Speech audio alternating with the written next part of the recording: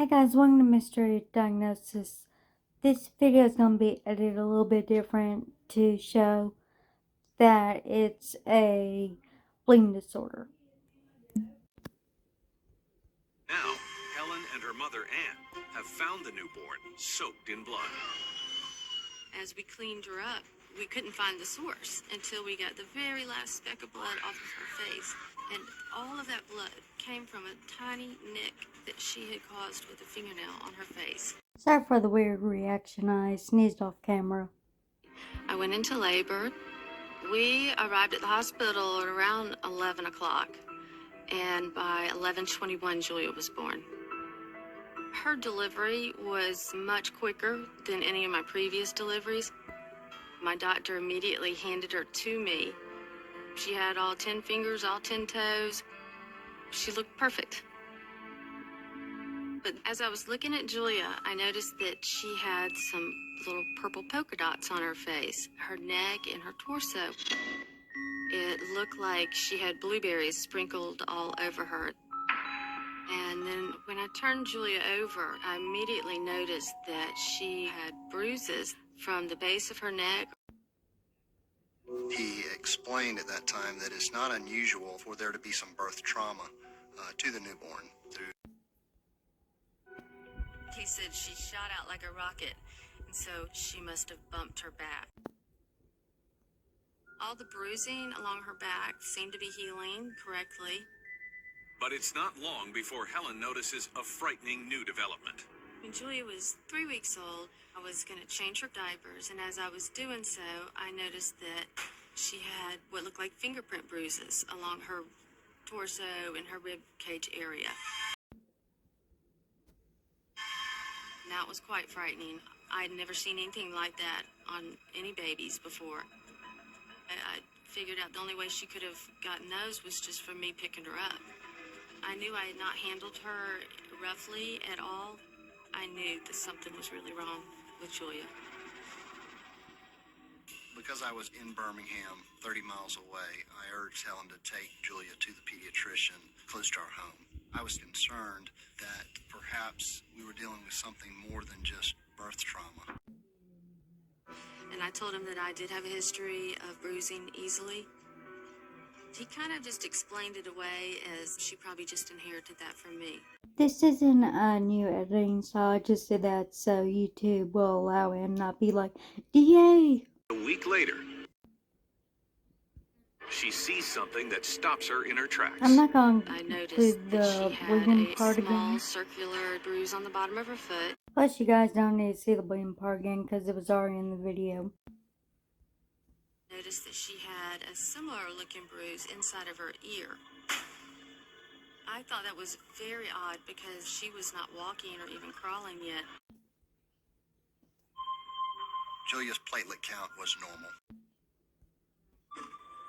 He told me I had a case of new mom nerves, but Julia wasn't my first baby. I had 2 other children who never had any of these problems. So every place that she was in the home, her crib, her baby carrier, her car seat, I just made sure that there was extra padding. Good for her. I pretty much treated Julia as if she were a very fragile egg. I don't If I could blame her. have bubble wrapped her, I would have. The hardest part was to keep her 16-month-old brother from accidentally injuring her. I kept thinking a simple act of me holding her gently would cause bruises. What would happen if he accidentally hit her with a toy? That is It was sad. difficult because it was an unnatural feeling to keep siblings apart. Yeah, you want And to he keep your was so siblings curious together. about his new baby sister. Over the next few months, Julia hits all her milestones right on target. But the more active she becomes, the more she seems to be hurting herself. That's what I was She going to started say. scooting around the floor, and her The more knees and she hands in gets active, particular the more always she had bruises. bruises on them. She always had an average of at least 10 bruises on her body at this point. Poor thing. And we're talking about a 5-month-old baby. But she did not appear to be in any distress at all. She was just happy little Julia, I'm smiling glad. through it. It was bizarre. I figured out it what it was when she was bleeding, not like in the beginning, but like towards the middle where I did the middle at the beginning. Her hemoglobin's good. Everything's fine. I'm wondering if the I don't know name's what it German. is. Helen and Anne decide to take matters into Good their for own them. hands. I tried I looking up. worked at a medical I don't know if the college name's German. laboratory that did advanced testing on blood. They were doing a clotting test. They bring Julia to the medical lab so Anne's co-workers can administer the test. The results showed that Julia's platelets did not work correctly. Did take about 10 days before we got our answers. The reason When I we received the wonder results if from the special name's test, German it is the way it's documented spelled. that, It's Julia glandzmann had thrombasthemia. Glanzmann's thrombocythemia. Glandzmann's thrombasthemia is a rare genetic blood disorder. In healthy individuals, proteins on the surface of platelets allow them to link together and coagulate. But in patients like Julia, these proteins are missing or malfunction. As a result, platelets slide off one another and aren't able to form a solid clot.